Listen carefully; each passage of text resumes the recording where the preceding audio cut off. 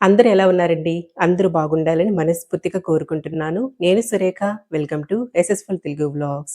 ఇవాళైతే పొద్దున్నే కూరగాయలు తీసుకొచ్చారండి మా వారు మార్కెట్‌కెళ్ళి. మాకిక్కడ నెల్లూరులో పెద్ద మార్కెట్ ఉంటదనమాట. చాలా ఫ్రెష్‌గా బాగా దొరుకుతాయి. ఈసారి కూరగాయలు కూడా చాలా తక్కువ కాస్ట్ ఉన్నాయని చెప్పారు. అన్నీ రూ. 10 కిలో పదులు 10, 15 వరకే ఉన్నాయి అని చెప్పి తీసుకొచ్చున్నారు కొన్ని. అక్కడి నుంచి తెచ్చేసుకుంటే కొంచెం ఒక వారం రోజుల వరకు ఇంకా వెతుక్కోక్కర్లేదు కూరగాయలకి వాటికి. ఇంకా ఆకుకూరలు అలాంటివి ఇంటి దగ్గరకొస్తే తీసుకుంటా ఉంటాను. ఇంక ఈరోజు ఈ వర్క్ పెట్టుకున్నాను. ఇంకా శుభ్రంగా ఒక్కసారి నేను కూరగాయలు ఇవి సర్దేటప్పుడు నీట్‌గా నేను కొన్ని డబ్బాల్లో అరేంజ్ చేసుకుంటా ఉంటాననమాట. ఇంకెలాగో ఇవన్నీ సర్దుతున్నాం కదా! ఒక్కసారి ఆ షీట్లు అవన్నీ తీసేసి, ఒకసారి కడిగి పెట్టేసి, పైన అలా తుడిచేసుకొని, మళ్ళీ ఆ షీట్లు ఆరిపోయాక వేసేసుకొని సర్దుకుంటా ఉంటాను. ఇంక అట్లా చేసుకుంటే నీట్‌గా ఉంటదండి ఎప్పుడు మన ఫ్రిడ్జ్ అనేది. ఇంకా ముందైతే ఇవన్నీ తీసేస్తున్నానిక్కడ. ఇవన్నీ నేను ఈ షీట్లయితే ఐక్యాకెళ్ళినప్పుడు తెచ్చుకున్నానండి.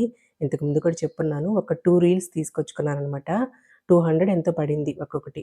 అది చాలా థిక్‌గా ఉన్నాయి. చాలా బాగున్నాయనమాట క్వాలిటీ అనేవి. ఇంక వీటిని ఎన్ని రోజుల నుంచి వాడుతున్నానో. నీట్‌గా ఉన్నాయనమాట. ఒక్కసారి అలా మనం మామూలుగా సోప్ వాటర్‌తో అలా రుద్దేసుకొని కడిగి ఆరబెట్టేసుకుంటే నీట్‌గా ఉంటున్నాయనమాట. కొంచెం థిక్‌గా ఉందనమాట అది షీట్ అనేది. ఇంక ఇలాంటివి మనకి ఒకవేళ ఐక్యానే కాకపోయినా అమెజాన్‌లో వీటిలో కూడా అవైలబుల్‌గా ఉంటాయి. ఇలాంటివి వేసుకుంటే ఏంటంటే మనం ఆ డబ్బాలు పెట్టిన ఏదన్నా మనం గిన్నెల్లో మనం మిగిలిన ఫుడ్ అలా పెడుతుంటాం గదా! అడుగున కాస్త ఏదో ఒకటి విధంగా అంటుకుంటా ఉంటాయి గదండీ! డైరెక్ట్‌గా ఫ్రిడ్జ్‌లో పెట్టే కన్నా ఇట్లా షీట్లు వేసి పెట్టుకుంటే నీట్‌గా ఉంటది మనకి ఫ్రిడ్జ్ అనేది. ఇట్లా క్లీన్ జేసుకోవడం కూడా ఈజీగా ఉంటదనమాట. ఇక్కడైతే నేను డీప్‌గా అన్నీ తీసేసి తోమేయట్లేదు. జస్ట్ ఇట్లా ఒక్కసారి పైన అలా తుడిచేసుకొని, ఆ షీట్లు ఆరిపోయాక సర్దేసుకుంటున్నాననమాట. డీప్‌గా అంటే ఒక 6 మంత్స్‌కో లేదంటే 4, 5 మంత్స్‌కి మన ఫ్రిడ్జ్ కొంచెం ఉన్నదాన్ని బట్టి చేసుకుంటే నీట్‌గా ఉంటది. ఇంకా ఇలా ఎప్పటికప్పుడు ఇలా చేసుకున్నామనుకోండి, మనకు అస్తమానం డీప్‌గా కూడా చేయాల్సే పని కూడా ఉండదనమాట. ఇంకా నీట్‌గా అనిపిస్తది మన ఫ్రిడ్జ్ అనేది. ఇంకొక్కసారి అవన్నీ తుడిచిపెట్టేసుకొని, ఇంకా కూరగాయలన్నీ పోసుకొని సర్దుకుంటున్నాను. అన్ని రకాలు తీసుకొచ్చేసారు ఇవాళ. సొరకాయ, బీరకాయలు అన్నీ కూడా. ఇంకా జ్యూసుల కోసమని ఇంక ఈ క్యారెట్లు, బీట్రూట్లు గూడా ఎక్కువ తీసుకొచ్చారనమాట. ఇంకా అవన్నీ ముందైతే ఈ పెద్ద పెద్దవి అన్నీ ఈ పక్కన పెట్టేస్తే, ఈ చిన్న చిన్నవి ఏరుకోవడం ఈజీగా ఉంటది కదా! ఇంక అవన్నీ తీసేసి పెట్టుకుంటున్నాను. ఇంకా ఈ పచ్చిమిరపకాయలు ఇలాంటివన్నీ కూడా తొడుములు ఒలిచేసుకుంటే బాగా నీట్‌గా ఎక్కువ కాలం ఫ్రెష్‌గా ఉంటాయి. ఇదిగోండి దోసకాయలు గూడా 2 తీసుకొచ్చారు. ఇంకా ఒక దోసకాయ ఏసి ఇవాళ చింతకాయ తొక్కుంది. మొన్న పెట్టాం కదా! ఊరు దగ్గర అమ్మ, నేను, సింధు పెట్టాం కదా! ఇంకా ఆ చింతకాయ తొక్కు, ఈ దోసకాయ పచ్చడి భలే బావుంటదండి. ఇవాళ వీడియోలో గూడా చూపిస్తాను మీకు. చాలా బాగా రుచిగా అనిపిస్తదనమాట. ఇంక ఒకప్పుడు పాతకాలం వంటలండి అవన్నీ నిజంగా. చాలా బావుంటాయి. ఇంకా అది చేద్దాం అనుకుంటున్నాను. ఇంకా అలాగే చిక్కుడుగాయలు, గోరు చిక్కుడుగాయలు గూడా చాలా ఉన్నాయి. ఇంక గోరు చిక్కుడుగాయలు ఫ్రై చేస్తాను. ఈరోజు వంటకైతే అదే అనుకున్నాను ఇవన్నీ చూడగానే ఫస్ట్. ఇంక ఇవి పచ్చిమిరపకాయలన్నీ కూడా తొడుములలు చేసుకొని అన్నీ పెట్టేసుకుంటే ఎక్కువ ఎక్కువ రోజులు ఫ్రెష్‌గా, నీట్‌గా అనిపిస్తాయి. పాడవకుండా ఉంటాయన్నమాట. ఒక్కరోజు కొంచెం ఇవి తీసుకొచ్చిన రోజు కాస్త ఓపిక చేసుకొని ఫ్రిడ్జ్ అలా క్లీన్ చేసి పెట్టుకొని, ఇవన్నీ నీట్‌గా ఆర్గనైజ్డ్‌గా పెట్టుకున్నామనుకోండి, ఎక్కువ రోజులు పాడవకుండా నీట్‌గా బావుంటాయన్నమాట కూరగాయలనేవి. ఇంకిక్కడ కొత్తిమీర, ఇంకా ఆకుకూరలు ఇలాంటివేంటంటే, నేను ఎనకాల వేర్లు ఇలాంటివి ఉంటే వాటి వరకే కట్ జేసి పెట్టుకుంటానండి. అంటే సన్నగా తురిమి పెట్టుకోననమాట. సన్నగా తురిమేసి పెట్టుకున్నామనుకోండి, వాటిలో ఉన్న పోషకాలన్నీ పోతాయి. మళ్ళీ మనం వాష్ చేయాలి గదా! వంటలో ఉపయోగించేటప్పుడు. అలా కాకుండా ఇలా పెద్ద పెద్ద కాడల్లాగే కట్ జేసి పెట్టుకుంటాననమాట. ఆకుకూరలైనా అంతే. ఒక్క పుదీనా మాత్రం ఇట్లా ఆకులు ఆకులుగా ఒలిచి పెట్టుకుంటాను. ఇంకా ఆకుకూరలు ఇవి కూడా వండే ముందర ఈ నీట్‌గా ఫస్ట్ మొత్తం ఫుల్‌గా కడిగేసుకొని, ఆ తర్వాతే సన్నగా తురిమి అప్పుడు వంటలో డైరెక్ట్‌గా వాడుకుంటూ ఉంటాననమాట. ఇంకా అవన్నీ కూడా వాటిలో సర్దేసుకున్నాను. ఇంకా అలాగే స్వీట్ కార్ను, గ్రీన్ పీసు ఇవి కూడా ఇట్లా ఒలిచి పెట్టేసుకుంటే ఈజీగా ఉంటది మనకి వాడుకునేదానికి. అంటే డైరెక్ట్‌గా మనం స్వీట్ కార్న్ అలాగే పెట్టేసామనుకోండి ఫ్రిడ్జ్‌లో, కొద్ది రోజులకి డ్రైగా అయిపోయి అదొకలాగా అయిపోతాయనమాట. అలా కాకుండా కాస్త ఓపిక చేసుకొని ఒలిచి పెట్టుకుంటే ఎక్కువ రోజులు ఫ్రెష్‌గా ఉంటాయనమాట స్వీట్ కార్న్ అనేవి. ఇదిగోండి నీట్‌గా అన్నిట్లో ఇట్లా సర్దేసుకున్నాను. ఈ బాక్సులు తీసుకొని కూడా చాలా రోజులయిపోయింది. ఫస్ట్ సింధు తీసుకుందనమాట. సింధుని చూసి నేను కూడా తీసుకున్నాను.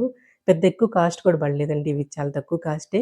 ఇట్లాంటివి మనం గోరుచిక్కుడుకాయలు, బీన్స్‌లు, ఇట్లా పచ్చిమిరపకాయలు, ఇంకా దొండకాయలు, నిమ్మకాయలు, అల్లము ఇలాంటివన్నీ ఇందులో పెట్టుకుంటే చక్కగా నీట్‌గా పడతాయి. ఒక హాఫ్ కేజీ వరకు సర్దుకుంటాననమాట. నీట్‌గా పడతాయనమాట. హాఫ్ కేజీ నీట్‌గా సరిపోతాయి. ఈ బాక్సులొచ్చాక నీట్‌గా ఇందులో పెట్టేసుకొని పెట్టుకుంటే ఫ్రిడ్జ్ కూడా చూడడానికి బావుంటుందండి ఆర్గనైజ్డ్‌గా.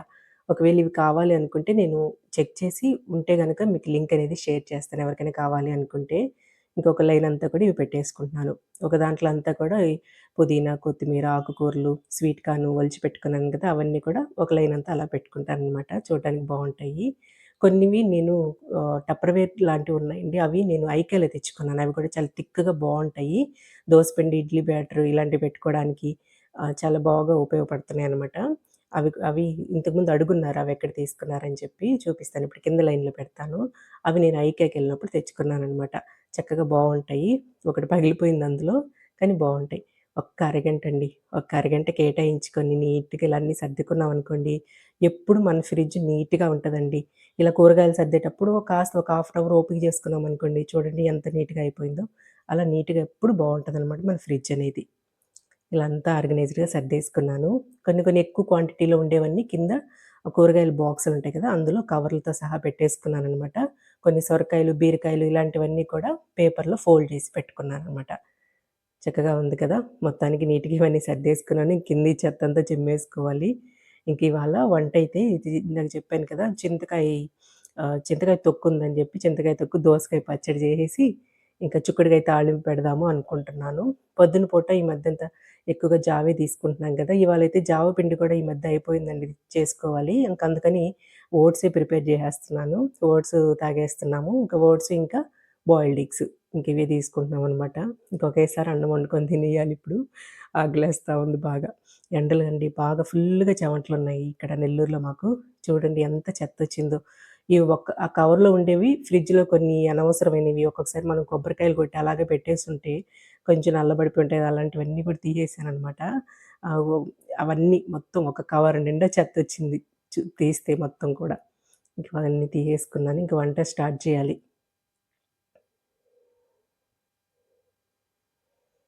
ఈ చిక్కుడుగాయలు ఇవాళ ఈ చింతకాయ తొక్కు పచ్చడి చేస్తుంటే నాకు నిజంగా అండి చిన్నప్పుడు జ్ఞాపకాలొచ్చాయి. ఎందుకంటే ఒకప్పుడు పెళ్ళిల్లో, బంతుల్లో మనకి అరిటాకు వేసి భోజనాలు పెట్టేవాళ్ళు కదండీ! ఇళ్ళ దగ్గర వండేవాళ్ళు కదా!